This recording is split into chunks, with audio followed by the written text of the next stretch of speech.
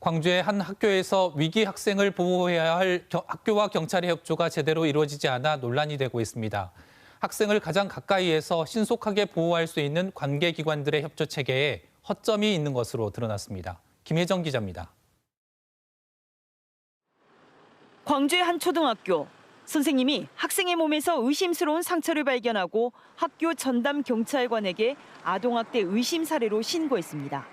그런데 학생은 다시 집으로 돌아갔고 경찰 조사는 다음 날에야 이루어졌습니다. 아동 보호를 위한 분리 조치가 안 된 겁니다.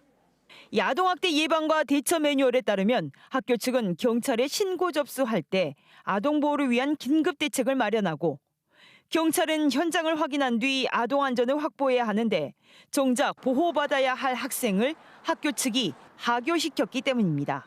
저희가 보고받은 바에 의하면 학교는 의심 정황을 발견한 후에 학교 전담 경찰관과 소통을 했고 이후 아동학대 전담 경찰관과 소통을 하여 아이의 소재나 안전 확인을 하셨고요. 이에 대해 학교 측은 학생을 하교시키지 않으면 아동학대 의심을 신고한 사실이 알려질 것이 우려돼 별다른 보호 조치 없이 이후 상황을 경찰에 부탁했다고 밝혔습니다. 경찰도 해당 학생과 전화 통화를 한 뒤 긴급 조치가 필요하지 않는다고 판단해 학교 측에 다음날 112로 다시 신고하라고 했습니다.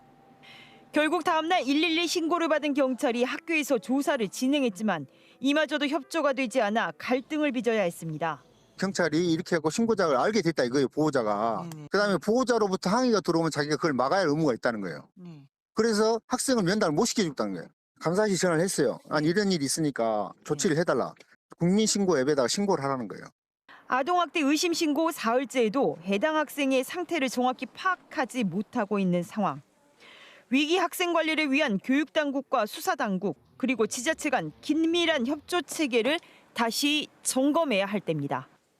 KBS 뉴스 김혜정입니다.